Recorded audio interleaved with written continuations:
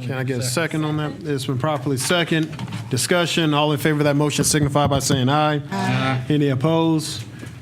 We're out of executive session. There was no actions taken in executive session. Does that conclude your report, Mr. Farr? For now? It does, Mr. Chairman. Thank you. All right, thank you. Next, we have item 8, citizens' input for items on the agenda not requiring a public hearing. Not requiring a public hearing. All right, we have one citizen signed up to speak, and that's Mr. Eugene Duval. Item 30. Need to ask, though, does that require a public hearing? No, that's a dirt road. Because it's an ordinance. Yeah. It's first reading ordinance, so it would require a public hearing. Correct? We're good. Attorney, item 30, he's speaking to item 30. Doesn't that require a public hearing? It's a first reading ordinance. It does, in as much as we got an ordinance, so 3 readings and a public hearing. It's on the agenda not requiring a public hearing. So he needs to wait until the public hearing. If it, or he can speak at the end, I guess. It's on the agenda. Yeah, oh, okay. Yeah, but it requires the reason for it is so he. We'll have to. Yeah. Or you got you can let him speak now, and then he will not be permitted to speak. Mr. Duval, since you have actually made a trip down here to speak on this item actually, because it's an ordinance, it will require a public hearing. If you would like to speak now and sort of forfeit your public hearing, are you willing to do that, or would you rather wait till the date of the public hearing? I'd like to speak now, Okay. All right. and I appreciate it. Thank you. I've noticed that we are really Name. getting. I'm sorry, Mr. Duval, if you can give your name and address for the record, and you have up to 2 minutes. Thank you. My name's Eugene Duval, and I'm at 131 Wages Road, Columbia, South Carolina. And I've noticed we are really getting ahead on getting roads paved here and there, and et cetera, with the penny tax. And I'd just like to bring to your remembrance an important item from our neighborhood. And I have several letters, and I won't read all of it. To Senator Strong Thurmond, dated April 13, 1976, from the community of Wages Road. We, the tax-paying citizens of the community of Sarah Matthews Road, find it very appalling to have to beg your office to get work done to our roads. We are a tax-paying and self-supporting people, and we feel that we are entitled to good roads and service as the other people of this state and county. Letter from United States Senator to Community of Sarah Matthews Wages Road. Dear friend, thank you for your letter of recent dates concerning the condition of the roads in your community. You may be assured of my interest in this matter, and I have contacted the appropriate officials in the State Highway Department on your behalf. I shall be back in touch with you upon receiving a response to my request. Very truly, Strong Thurmond. From letter, Richland County Council to Sarah Matthews Wages Road Community. Your letter of April 13, 1976 was received in my office this morning. The road mentioned in your letter has been investigated by our Public Works Department. The report and cost estimated for paving has been placed on our county council pending agenda list for reviewing and action. Sincerely, Mr. Robert G. Morley. From House of Representatives, State of South Carolina, to Sarah Matthews Community. I'm enclosing a copy of a letter from the State Highway Department, which I'm sure you will find self-explanatory, and to me it is encouraging. I believe we're on the right track, and hopefully your road will be under construction. From Honorable Baskins, House of Representatives. From State Highway Department to Mr. Baskins. This is to the knowledge receipt, and thank you for your letter of August the 5th. For your information, Sarah Matthews Road and Wages Road were approved for paving by the State Highway Commission at its meeting on July the 15th, 1976. Mr. Duval, I'm going to have to stop you there. If you could get with our Director of Transportation, Rob Perry. I think he actually has a list of the roads for paving. If you don't mind getting with him, he can sort of walk you through that information. Thank you.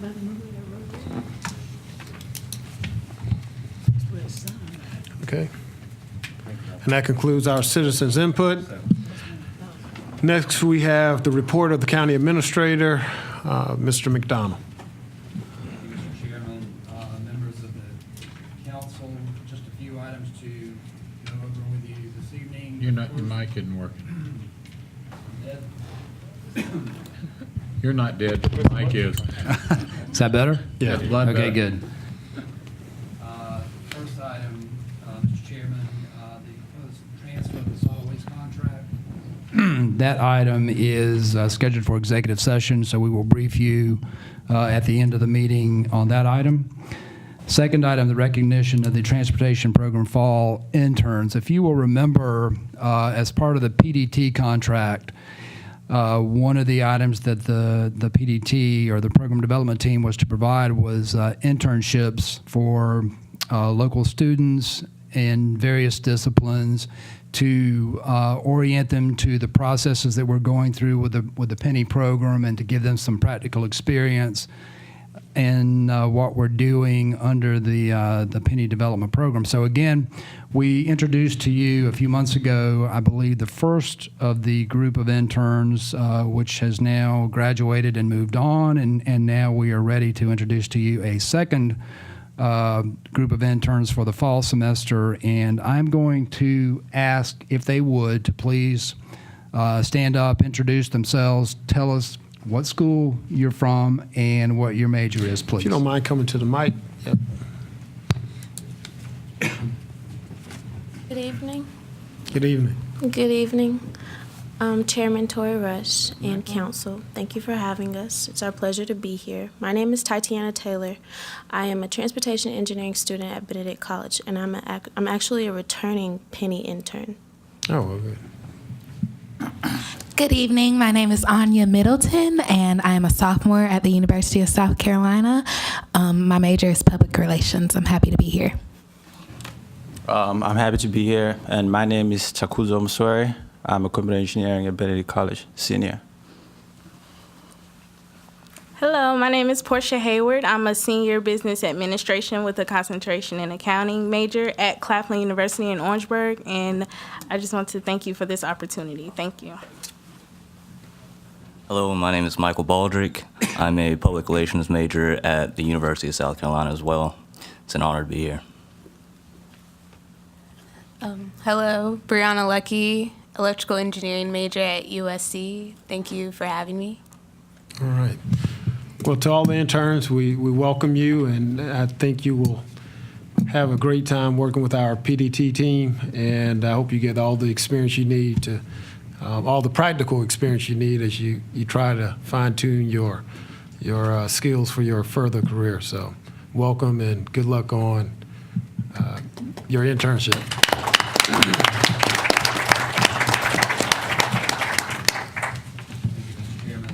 Second item that I wanted to just briefly mention, item C, employee grievances. There are two of them. You should have received the information in your, not in your agenda packet, but separate, under separate cover through the clerk's office. Typically, if you have any questions or want to discuss any of those, we do that in executive session. Otherwise, we would ask that you uphold the recommendation, in this case of the grievance committee in the county administrator's office. So moved, Mr. Chair. Wait a minute, this is going to executive session, right? Well, Yeah, only. What if are you asking for now? Yeah, only if you have questions, we would address those in executive session. If not, we would just Okay. ask that you reaffirm the actions recommended. All right, I got a motion on the table. It's been properly second. Discussion. Mr. Washington. About one of the grievances. Mr. Washington. Okay, So we'll defer those until executive session. all right. And lastly, Mr. Chairman, the introduction of the county engineer. Wanted to introduce to you this evening After months and months of searching, we have now selected and hired a county engineer whose name is Stephen Staley. Mr. Staley, if you would stand up, please. Mr. Staley is a former employee of the City of Columbia, where he was the assistant city engineer there. Mr. Staley is a local professional engineer with over 20 years of experience in civil engineering design and project management, both in the private sector as well as the public sector. All of his work has been related to development of roads, water, sewer, and stormwater infrastructure. He specializes, if you will, in residential, commercial, and industrial land development, hydrology, hydraulics, and floodplain management, all obviously areas that are crucial to our Public Works Department, to our land development processes. And so he will be working again as the county engineer under Mr. Osbeck as the Public Works Director and leading the Public Works Engineering, Stormwater, and new development staff in that role. So please join me in welcoming Mr. Staley to our team and to Richland County.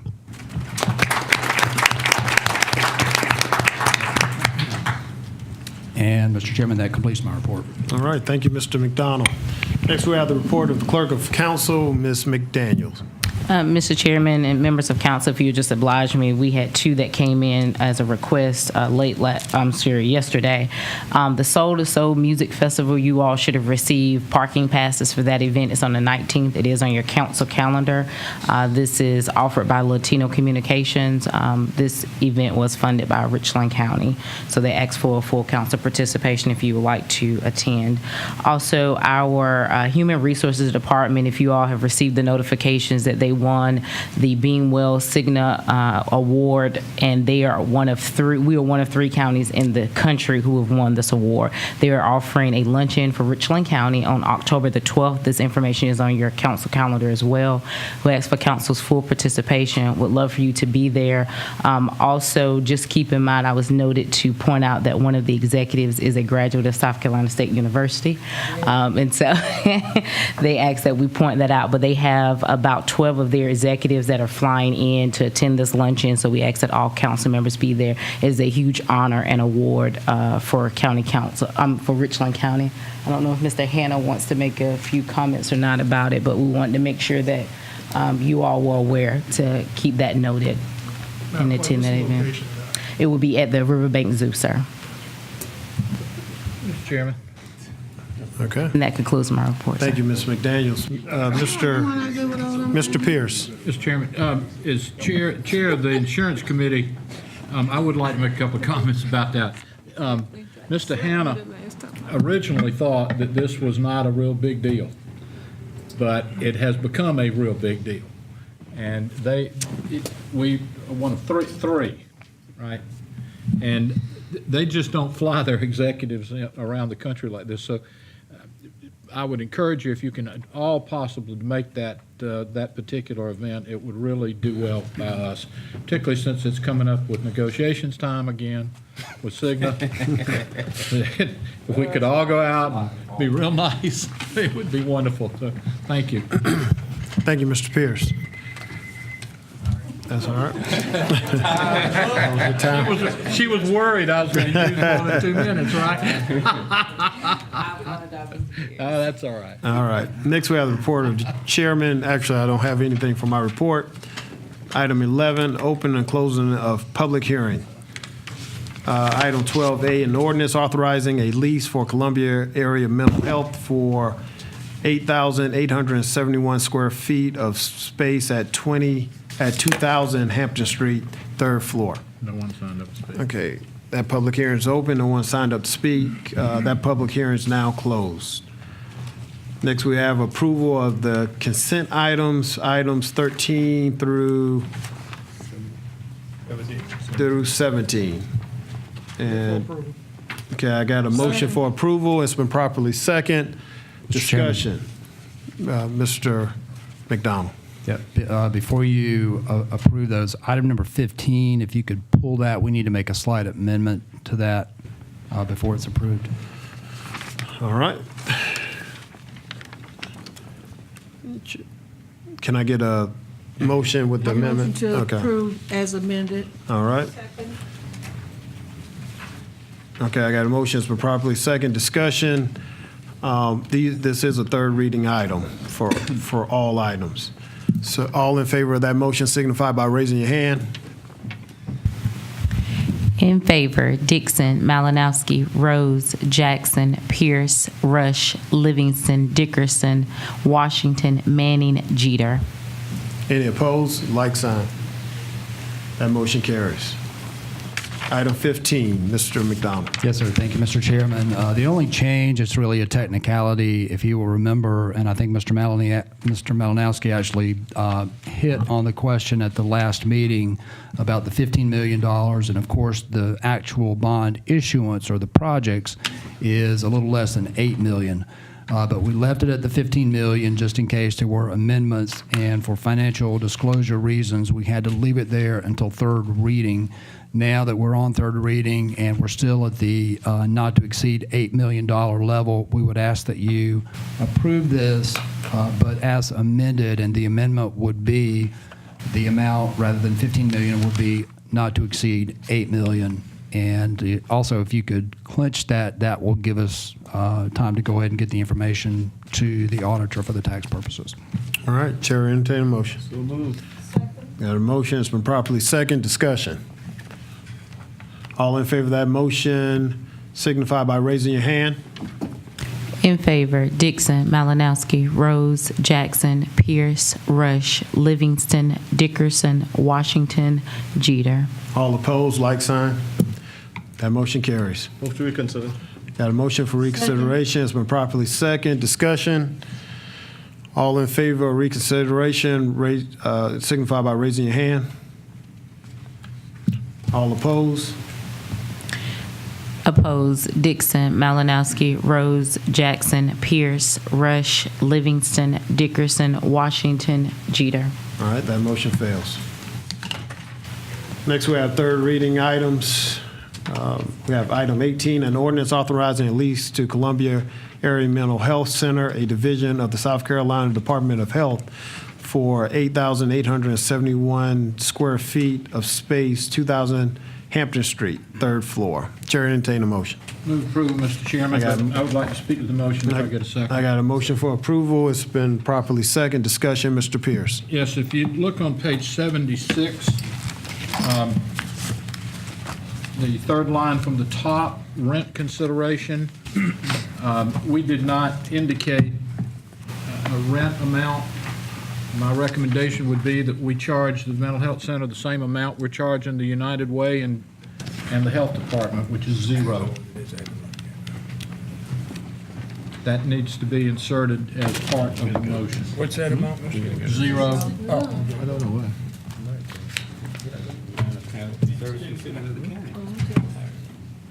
There are no costs involved to the county whatsoever in them doing this. And we already set precedents with the United Way and with the health department people, so they don't pay anything. I thought they paid $1, but I thought you couldn't do it $0. That's why we need legal clarification.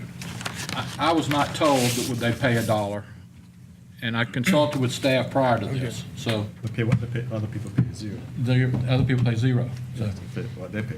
Okay, you done, Mr. Pierce? yes, sir. Thank you, Mr. Pierce. I can cover $1. All right, Mr. Malinowski. Thank you, Mr. Chair. While it's stated that the county's not going to pay anything, when you go down to utilities and maintenance, and it says we're responsible for the cost and provision of all utilities on the property. We're already paying those things, Mr. Malinowski. Well, I'm so just nothing saying, new. so there is a cost. Well, there is a cost. And not One against second, what Mr. we're Pierce. Mr. doing. Malinowski. I'm just saying there is a cost, so I didn't know if that needed to be clarified by saying with the exception of. That's all I'm asking. Maybe I should have clarification, One Mr. Chairman. moment, Mr. Pierce. All right. Clarification. Clarification, I should have said there is no additional cost to the county. And that's fine then. All right. Thank you. All right. Thank you, Mr. Malinowski. Any more discussion? Do you want to amend your motion? What, to include the Yeah, okay, and you second that? Mr. Jackson? Okay, we've got the motion. It's been properly second. Any more discussion? Mr. Malinowski? I do have one more question, and this, when you get back around page 80, and in 81, it's got this Iran Divestment Act certification and open trade representation. I read these, that those are state matters. I'm wondering why. This is the first I've ever seen these things here, and I'm wondering why do we include a state matter on a county agreement? If we have to, okay. I just didn't know why it's Yeah, here. I think those are required, and the attorneys, obviously the attorneys put those in, I didn't. But I think they're required to be there. And we can confirm that or reaffirm that, Mr. Malinowski, but I think they're required to be there. Thank you. All right, thank you, Mr. Malinowski. Any more discussion? All in favor of that motion signify by raising your hand. In favor, Dixon, Malinowski, Rose, Jackson, Pierce, Rush, Livingston, Dickerson, Washington, Manning, Jeter. Any opposed, like sign? That motion carries. Mr. Chairman, Mr. because Pierce. of the time-critical nature of this, that they need to go to work very quickly because they won't have a place to operate, I'd like to ask for reconsideration, please. I got a motion for reconsideration. It's been properly second. Discussion. All in favor of reconsideration signify by raising your hand. Any opposed? Opposed, Dixon, Malinowski, Rose, Jackson, Pierce, Rush, Livingston, Dickerson, Washington, Jeter. All right, the motion fails. Thank you very much. Thank you, Mr. Pierce. Next, we have second reading item, an ordinance authorizing a deed to Hanger Preservation Development LLC for approximately 2.29 acres of land constituting a portion of Richland County, TMS number 13702-09-01A. Chair, entertain a motion. Move to approve. Got a motion for approval? Second. It's been properly second. Discussion. Mr. Malinowski. Hey, Mr. Chair, Gotcha. page 93. My question is, this is the contract for sale and purchase of real estate. And maybe the attorneys will explain this one, but under foreclosing, subletter C, it states, a certification that seller is not a foreign person as such term used in this section of the IRS code. I'm wondering why the person cannot be a foreign person to purchase this. Seems like that's a little contradictory to freedoms.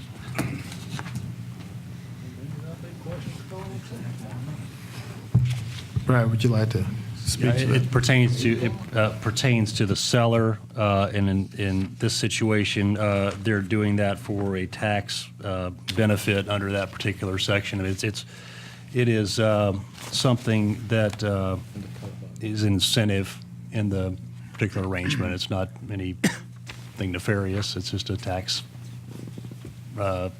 I thought maybe you're going back to the Iran thing here. Yeah, no, it's just trying to pigeonhole into something that the IRS would look favorably on.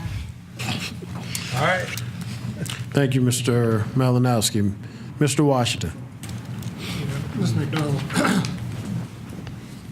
so we're selling the hangar and the property associated with it?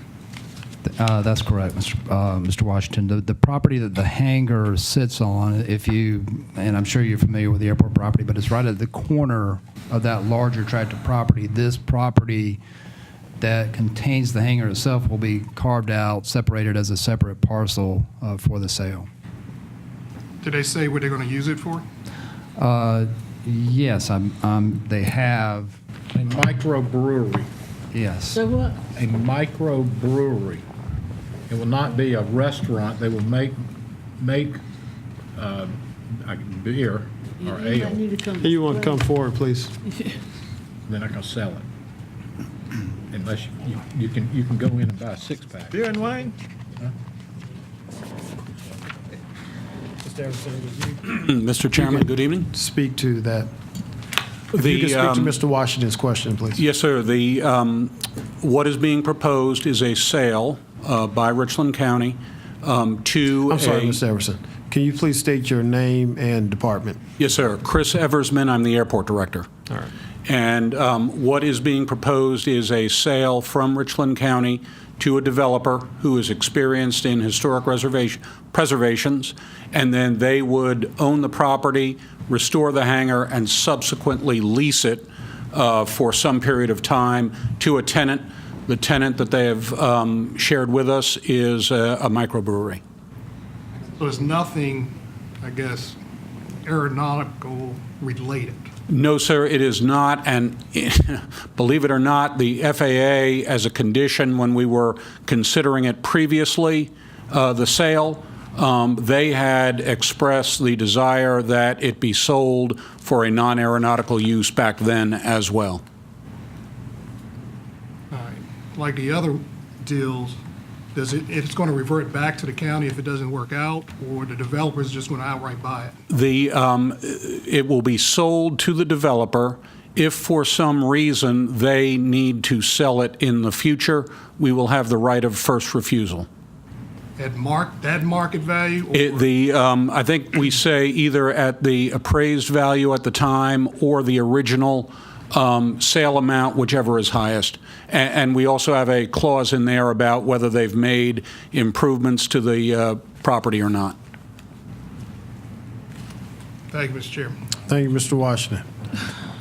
Ms. Dickerson. I think Mr. Washington asked the questions that I needed, and I think, Ms. Emerson, you have given me the answer that I was searching for, because I think I objected to this going on the consent item, so I have a problem making sure that, we do have the option, the right of. Yes, ma'am, we do, and in the sales contract. All right, that's good. All right. Ms. Dickerson? Yeah, I guess. Thank you, Ms. Dickerson. Mr. Malinowski. Thank you, Mr. Chair. Mr. Eversman, you may not have the answer to this, but I would like staff to get this answer so that, and that's why I want to say it now so that we have it on the record. Previously, during one of our budget hearings, and I don't know if it was this year or last year, I think it was last year, the Conservation Commission awarded a certain dollar amount to the previous individuals for use toward the restoration of this hangar.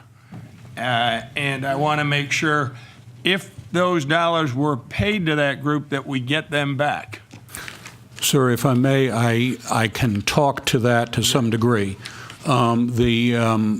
What I think, and I was not party to the Conservation Commission's grant, right. But I will say that the previous developer, the CW Hangar Partners, did, as I understand it, they spent those funds towards design work and some a structural study and some other things. We did get possession of all of those, all that intellectual property, all of those plans, all of those specifications, and all of those studies. So we did get, if you will, the benefit of that work that was done, and we will share that, if desired, with the buyers who restore it. So we should get some benefit out of that ultimately. Okay, and that being the case, I think we need to still make sure there weren't any further stipulations on the use of those funds. Yes, sir. Understand. Thank you. All right. Thank you, Mr. Malinowski. Mr. Pierce. Mr. Eversman, with respect to Mr. Washington's question, once this group purchases the property, what are they going to do to the hangar? There is also in your packet a historic preservation easement which was negotiated on our behalf by the Palmetto Trust for Historic Preservation. And that is a requirement that is referred to in the sales contract. And so it is a requirement that a historic preservation easement be provided, and that will require the restoration of the hangar based on standards that are enforced through the National Park Service on the federal level and the State Historic Preservation Office. So there will be restoration experts overseeing this restoration work. So the hangar will be restored to as close as possible its original appearance. Yes, sir. That is correct. Historic building. Yes, sir. Right. Once the tenant occupies the building, they can only occupy the building. They will not be able to change any of the historic. That is correct. The exterior of the hangar needs to be preserved and maintained, and they are legally bound to do that. And do you recall the cost of the basic restoration of the hangar? There are a lot of numbers floating around, and some of those numbers are impacted by what the use was.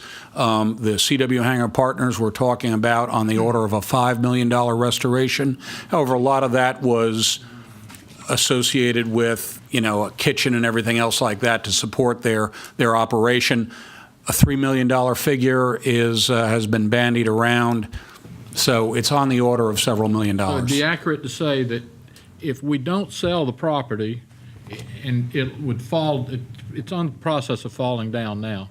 Yes, sir. We would need to spend $3 to $5 million of our money to basically. In order restore the to building. stabilize and restore it, yes, sir, it would be several million dollars. Thank you. All right, thank you, Mr. Pierce. Mr. Washington. How much public dollars are going to be utilized for that restoration? When you say public dollars, sir, do you mean Richland County dollars? Richland, federal? Okay, state? there will be no payments made by Richland County out of pocket beyond $15,000 from the sale price for the historic preservation easement. As far as the capital costs and the design costs and everything else like that, that's all going to be borne by the developer. The reason I asked for the clarification is that part of their financial plans involve the sale of tax credits, which I guess they get either from the federal and/or state government. So they But that's, again, nothing out of our pocket. So a tax abatement is taking place with this project? I think the sale of restoration tax credits that are available to entities that restore historic structures, I think that's part of what they Is there any section of do. the building that the public will have access to? Is it going to be? Yes, there's a requirement in the historic preservation easement that the building be made available for the public at least twice a year.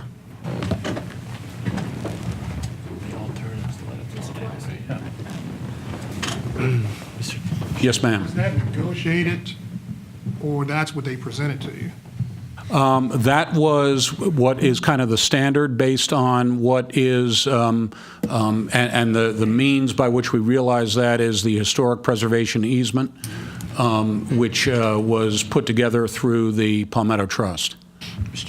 And this is my concern overall. We take these situations, a public dollars for public access, and we give these easements, but then the public doesn't have access to it. And that's my overall concern. That's why I'm asking, was it negotiated or was it presented to you all that way?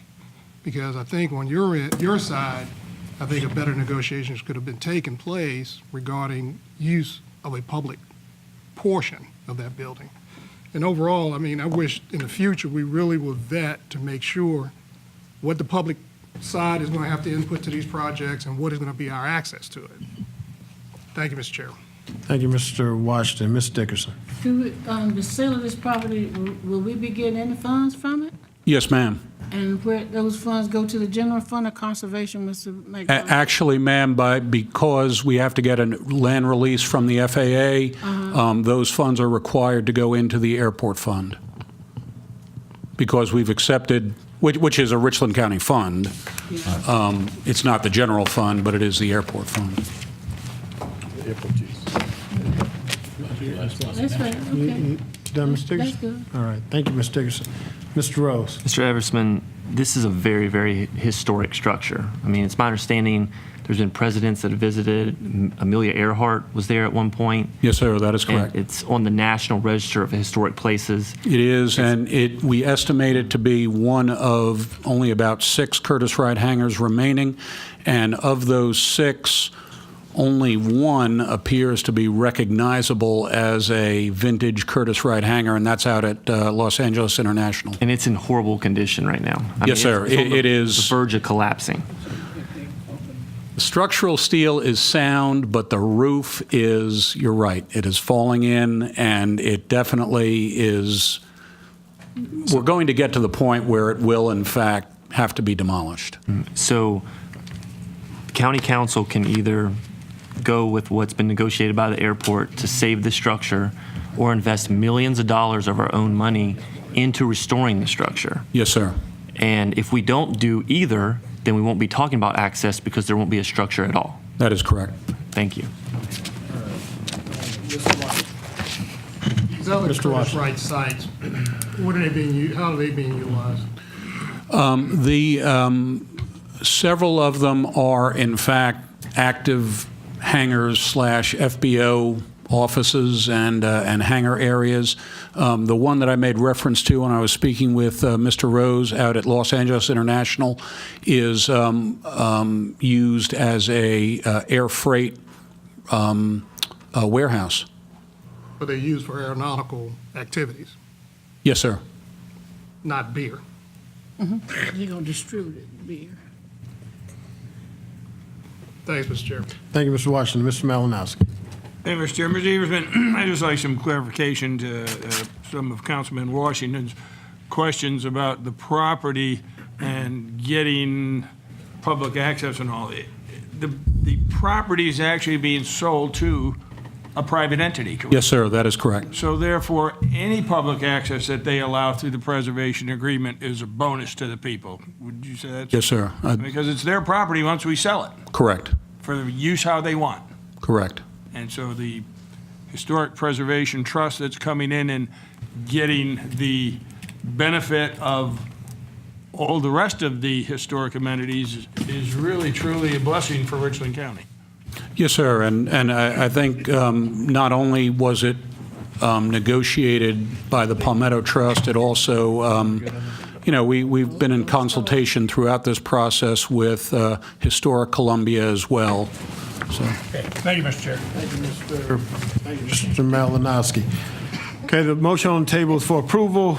It's been properly second. All in favor of that motion signify by raising your hand. In favor, Dixon, Malinowski, Rose, Jackson, Pierce, Rush, Livingston, Dickerson, Washington, Manning, Jeter. All opposed, like sign. That motion carries. Next, we have the report of the Economic Development Committee. Mr. Livingston. Mr. Chair, item 20, thank you. Item 20, a resolution approving the 2015 assessment roll for the village at Sand Hills Improvement District, Richland County, South Carolina. The committee's recommendation for approval, this is something we do annually as a result of that improvement district. All right, thank you, Mr. Livingston. You heard the committee's recommendation, discussion. Mr. Malinowski. Mr. Chair, two questions on page 135 of our agenda. It indicates in there that we are reducing the balance in the reserve fund to an amount below the reserve requirement. Now, how does that affect us and moving forward with this property?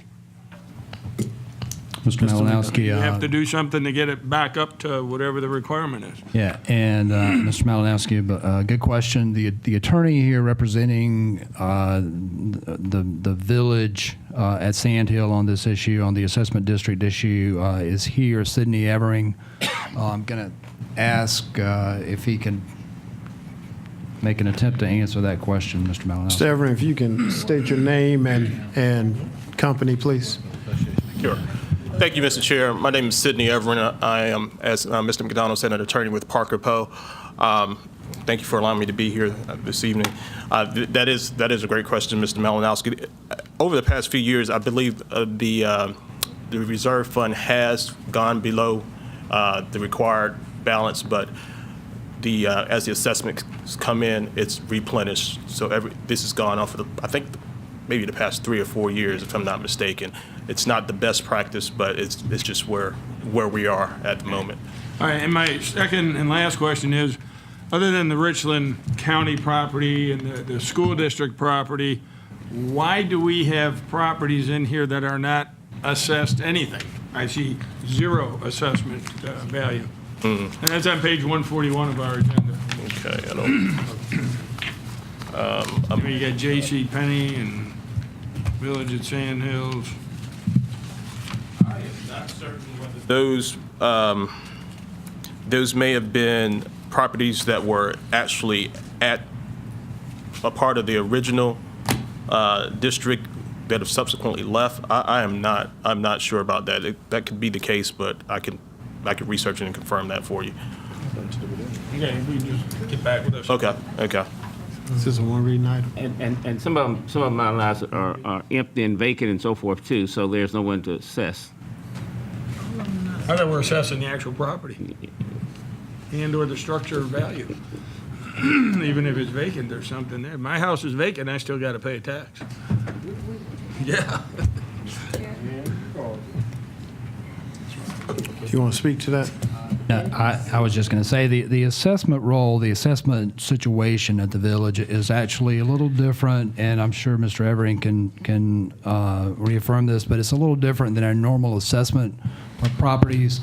There's a normal assessment just like you would any other property, but on top of that, and this is the way the village of Sand Hill was developed initially, there's an additional assessment on top of that for some of the additional amenities that were put into place when, again, the property was developed. So that could be part of the answer, Mr. Malinowski. Those properties that are vacant or not in use at this point may not be paying that additional assessment. They would be responsible for the base assessment, but the additional assessment, that may be the answer to your question. Well, but I would ask Mr. Evering. Councilor Evering said that he would get back to us with that answer. I'll research. I don't have the historical reference, but I'll research it. All right.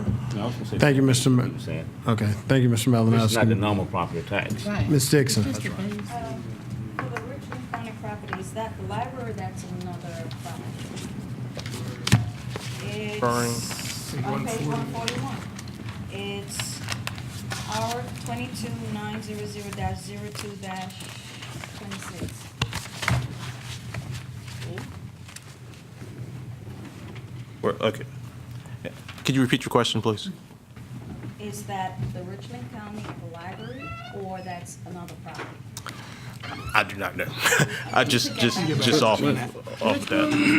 Historically, there was never any, when this was set up, there was never any property set aside, as I recall, for a library.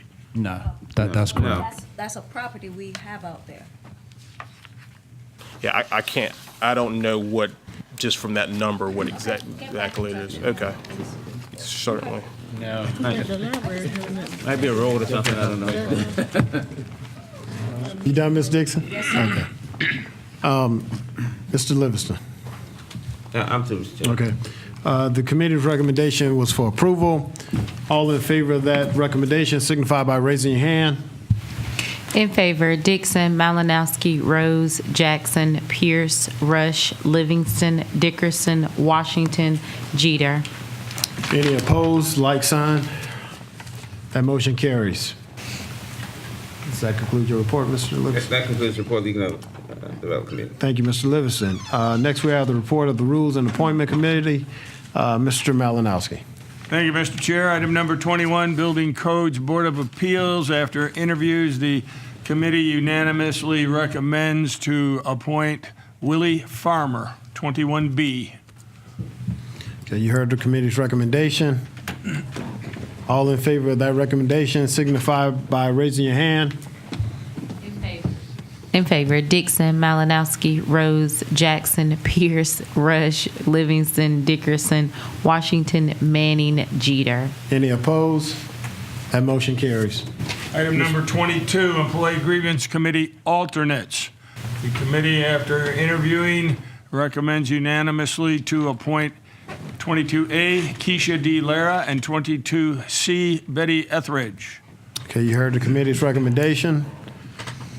All in favor of that recommendation signify by raising your hand. In favor, Dixon, Malinowski, Rose, Jackson, Pierce, Rush, Livingston, Dickerson, Washington, Manning, Jeter. Any opposed? That motion carries. Mr. Item Malinowski. number 23, Midlands Regional Convention Center Authority. After interviewing, the committee recommends to appoint Amber Martin. Okay, you heard the committee's recommendation. All in favor of that recommendation signify by saying aye. I'm sorry, by raising your hand. In favor, Dixon, Malinowski, Rose. I'm sorry, I apologize. Dixon, Rose, Jackson, Pierce, Rush, Livingston, Dickerson, Washington, Manning, Jeter. All opposed? Opposed, Malinowski. That motion carries. Mr. Malinowski. Item number 24, Procurement Review Panel. The committee recommends to appoint 24A Alan Brown. Unanimously recommends. Recommendation. All in favor of that recommendation signify by raising your hand. In favor, Dixon, Malinowski, Rose, Jackson, Pierce, Rush, Livingston, Dickerson, Washington, Manning, Jeter. Any opposed? That motion carries. Mr. Malinowski. Item number 25, the CMRTA board terms. I think I have, let me try and find these notes here. Pretty much I'll sum it up here. The committee, after discussing it with the attorney for CMRTA, Ms. Liz Crum, recommends that we move forward to appoint 3 people, 3 board members with staggered terms of 1 year, 2 year, and 3 year intervals.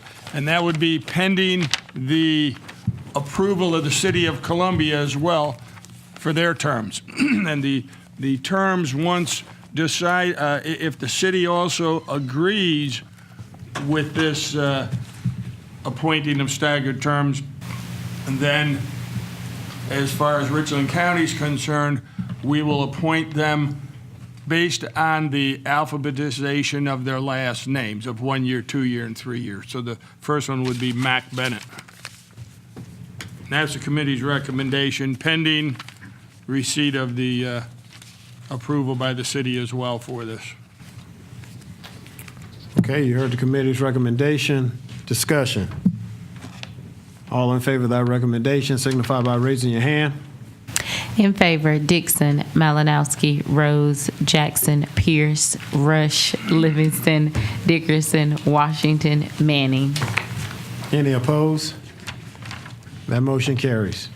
Mr. Chair, for Yep. clarification, the exact wording of the motion, if you'll turn to page 167 of our agenda, that is the actual motion language. Item number 27. 26 is held in committee. No, let's- 20 Right. Held in committee. Item number 27 regarding modification of the rules to allow council to respond to citizens during the citizens' input portion of council meetings. By virtue of the terminology used, the committee feels that the name input is just that, to receive input from the citizens and not to have a two-way conversation or question and answer debate taking place. The clerk has recommended that the clerk will have a list that contains all county council members' contact information as is currently published on the Richland County website, and that information can be provided to individuals so they can then contact one or more council members if they would like to discuss their concerns. And that's the recommendation of the committee, along with the fact, one other, that the chair has the right to advise people to provide their information to staff if they would like, and someone would get back to them. Okay, you heard the committee's recommendation. Discussion. Discussion? Ms. Dickerson, did you want to speak to it? This is a little bit kind of in-depth. I would prefer to, in my opinion, because I read it, but I really didn't understand it, Mr. Malinowski. I'm not understanding, the logistics behind it. So, can I get a little more information and vote on this on the next, That's fine with me. I would like to defer this until It's the not next. time sensitive, so that's fine. I'd like to defer it until the next I'll council second it. meeting. Second. 27. Okay, you got a motion for deferral. It's been properly second. Deferral is non-debatable. All in favor of that motion signify by saying aye. Aye. Any opposed? Okay, that motion is deferred. Thank you. Item number 28, Motion to allow council members to electronically participate in ad hoc committee meetings. This was discussed in the committee and recommended against enacting any change to the current rules that we have.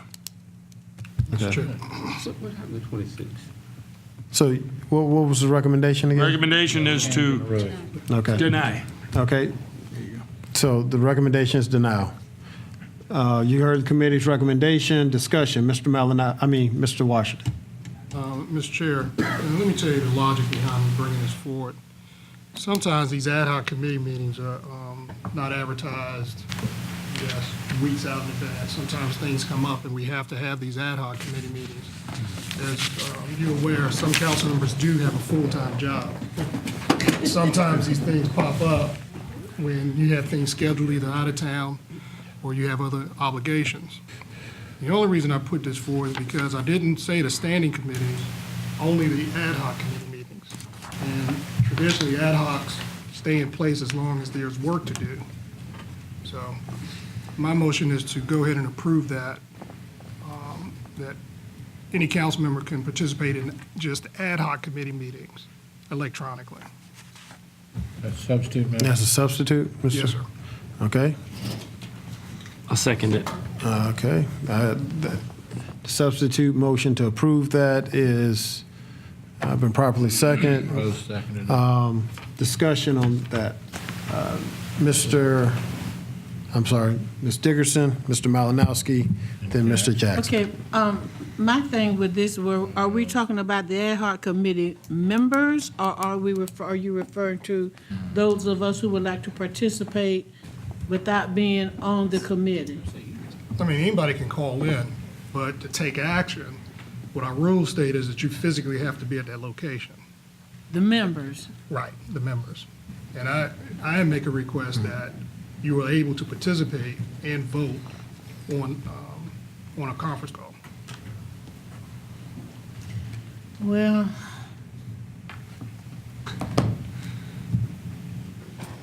I don't know whether I can support this right now or not, because this, once our chair puts us on that committee, I think we need to make a commitment to be to serve on that committee. And if we cannot do it for any reason, then I think we should let the chair know that that is something that we cannot do, and would prefer and let him refer or get someone else to serve in that manner. That would be my position on that. I understand all of y'all don't sleep like I do late, but the fact of the matter, I think once we have accepted that position from the chair's appointment, then if we cannot serve, we should say, Mr. Chair, that's something I cannot do.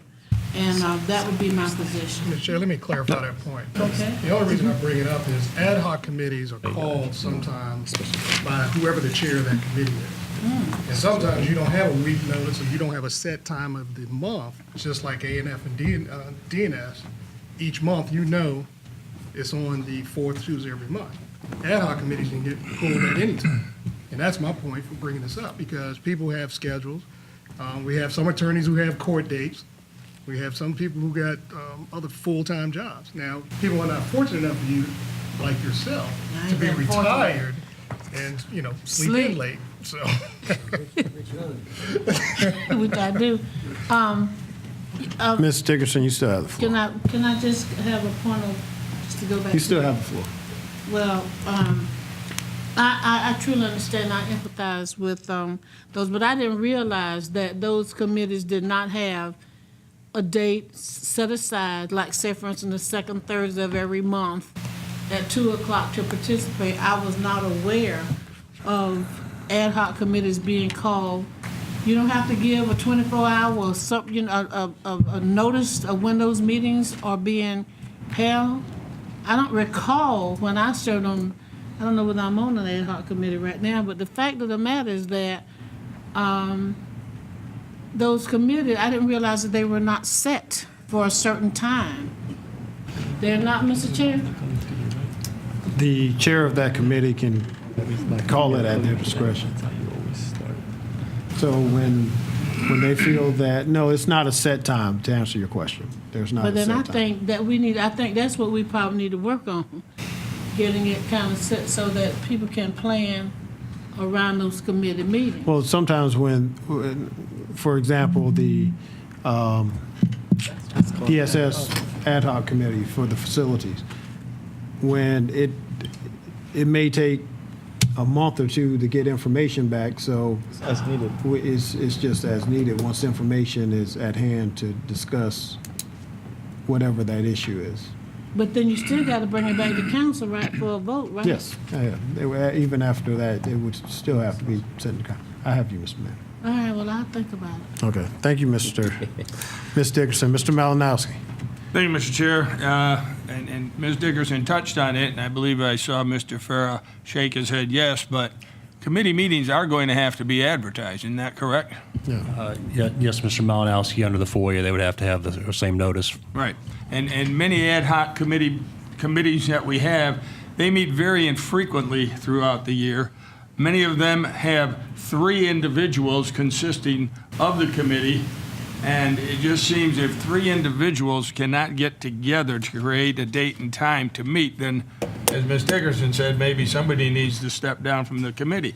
But if we allow phone calling in for the committee meeting and voting, and you've got 3 people and 2 call in, you can have more public people in attendance than you're going to have committee members there. It just seems like it would be rather awkward in that situation, and therefore that's why I support the denial. Thank you, Mr. Chair. Thank you, Mr. Malinowski. Mr. Jackson. Yes, put on my mic.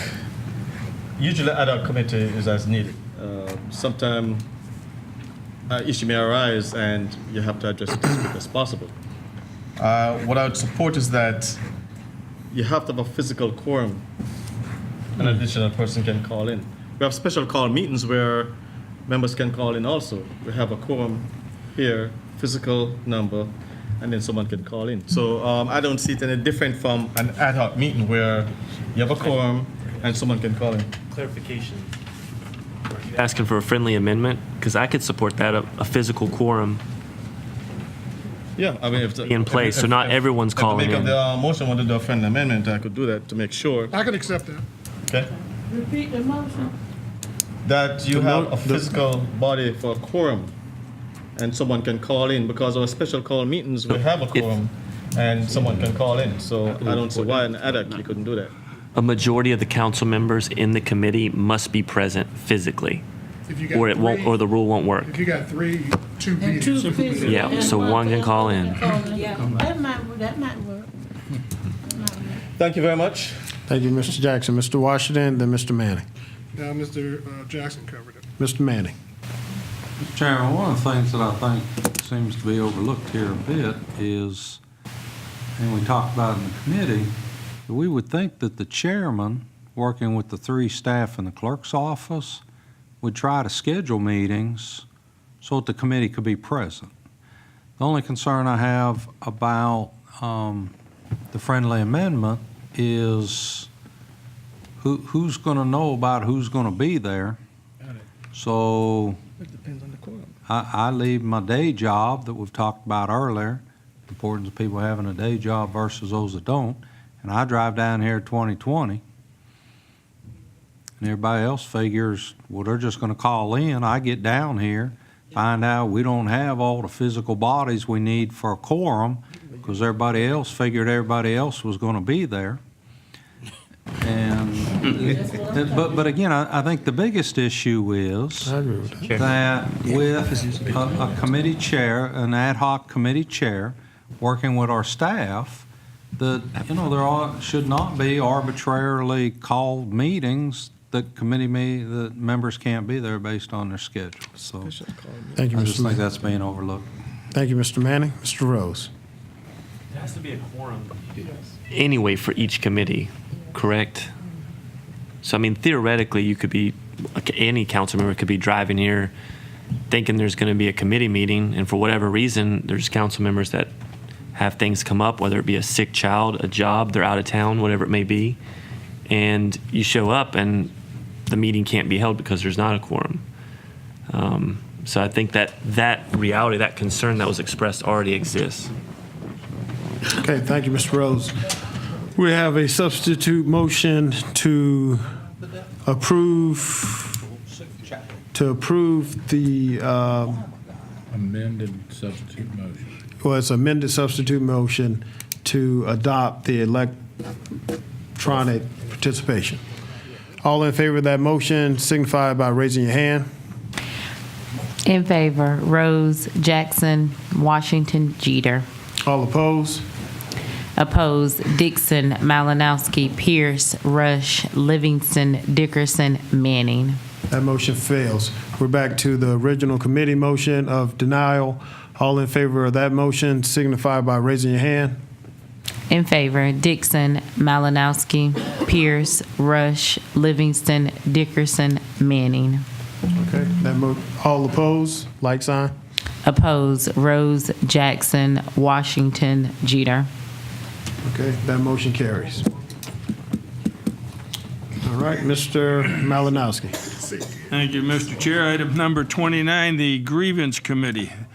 The committee recommends that the Grievance Committee be staffed by the legal department. At the current time, they are just there doing, I guess, whatever they need to do to hear grievances, but there's no coordination with any county department. And so the committee is recommending that they be staffed by the legal department in the future.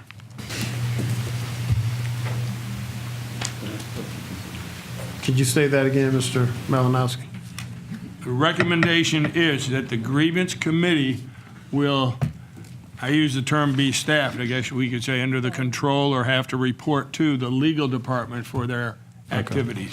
Okay, you heard the committee's recommendation. Discussion, Mr. Livingston. Ms. Maloff, did y'all get any feedback from the legal department in terms of how that might work, and that's okay with them or whatever? Was there any feedback? No, Mr. Livingston, we did not. This is just a recommendation, and I suppose they can give us some input as to whether or not this is a good idea or not. Okay. Are you done, Mr. Are you done, Mr. Livingston? Yeah. Okay, I have Ms. Rose and Mr. Jeter. I'd move to defer this item so that we can get legal input. Second. Got a motion for deferral. It's been properly second. Deferral is non-debatable. All in favor of deferral signify by saying aye. Aye. Any opposed? That motion carries.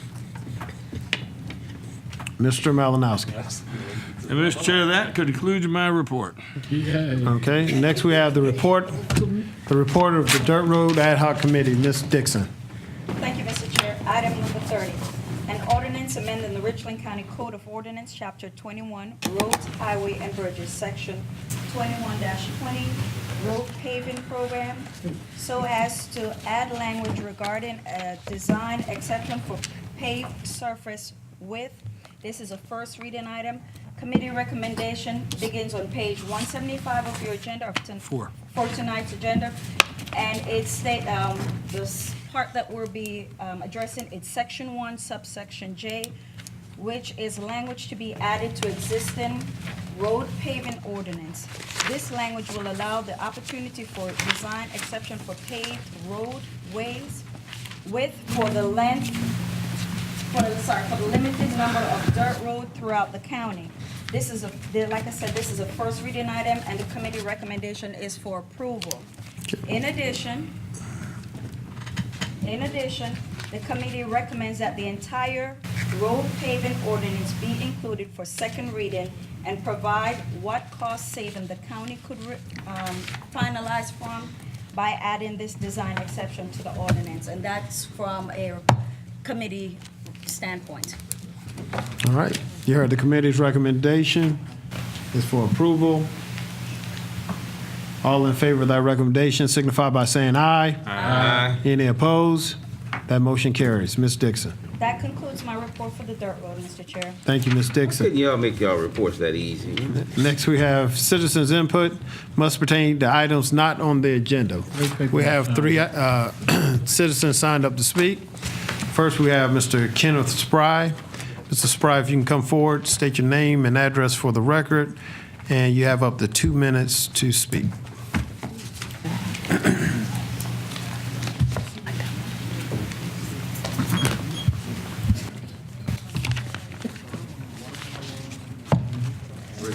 First, I'm Kenneth E. Spry Sr., 154 Forest View Circle, Columbia, South Carolina, 29212. Also, I'm Associate Minister, Bethlehem Baptist Church, 1028 Eastman Street, 29203. I'm here with a deep concern about approval of the Riverbanks Zoo pedestrian bridge from the penny tax funding, which, according to the paper, has already been approved as of last week by the County Council. Some of the writing that was in the newspaper, whether it's true or not, by Mr. Perry, indicated that this was the bridge was needed because it's an active railroad track people need to have a bridge to cross over the active railroad track. And it was the most popular tourist attraction in the state. Beggars Pardon, Myrtle Beach, and Charleston, I think, is the most popular attraction in the state of South Carolina. The report probably didn't show how many people have been killed by crossing this railroad track, and it's been being crossed for years and years. My concern is that this penny tax money have not helped the residents of Richland County. We have 33,000 teens that need employment during the summer, and I applaud you for the 6 interns you had in here. That was great, but it's a long cry from 33,000 that need jobs in the summertime. With this penny tax money, with most of the construction that you have that's gonna be going on deals with bikeways, bikeways and sidewalks. That's more of landscaping. Doesn't take a rocket scientist to do that. We need jobs, and I feel it's taxation without representation that's taking place. And a bridge to go over to see monkeys shouldn't be on the priority list when it comes to our money. But I have a deep concern. Does it require 3 readings? No, that was a 1 reading item. God bless. Thank you, Mr. Spry. Next, we have Ms. Helen Bradley. If you can come forward, state your name and address for the record. And you have up to 2 minutes. Good evening. I'm Helen Taylor Bradley. I reside at 1916 Martin Luther King Boulevard, Hopkins, South Carolina. I'm back today on behalf of the Hopkins and Lower Richland Citizens United. Just letting you know once again that we would like for you to scrap the Lower Richland project. It is not needed nor wanted. Also, I have an observation I'd like to say something about in reference to documentaries as well. I watch and agree with documentaries, participate in them also. I like them because they talk about history, but in no way does that mean that I'm living in the past. It just means that I want to hold on to what my ancestors worked and paid for with blood, sweat, and tears. Thank you, Ms. Bradley. Next, we have Ms. Margaret Sumter. If you can come forward, state your name and address for the record, and you have up to 2 minutes to speak. My name is Margaret Sumter, live at 709 Harmon Road. Ms. Sumter, you have 2 minutes to speak. Okay. Live at 709 Harmon Road. I'm here tonight because on last week I spoke on behalf of Pine Lake Park. My husband works at the Columbia Urban League. J.T. McLaughlin received a call saying that Richland County Council, that I spoke on behalf of the Columbia Urban League. If you can recall, I did not speak on behalf of the Columbia Urban League. That disturbs me. For Norman Jackson to call the Columbia, Mr. Jackson. Jackson Ms. Sumter, if you can. I will, sir. Thank you. Thank you. But I did not appreciate someone to call the Columbia Urban League saying that I was speaking on behalf of the Columbia Urban League. You received an email. I received that email at the same time, didn't know anything about it. I also read your minutes saying that the lady was upset. The lady Margaret Sumter was upset, but I'm gonna tell you why. I was upset not because I couldn't have the meeting there. I was upset with the reason that I was told. One, I was told I could have my meeting outdoor under the shed. I pay taxes at Richland County. Two, if a family member can go down there and they planting squash and all this vegetable down at that place and they can take it home and cook it and eat it, then I think I should be able to have a meeting in one little small room for 5 to 10 people. I'm going to close with this. Again, I did not speak on behalf of the Columbia Urban League. On last week, I said that I want to know who owns Pine Lake Park. Do the members of county council own it?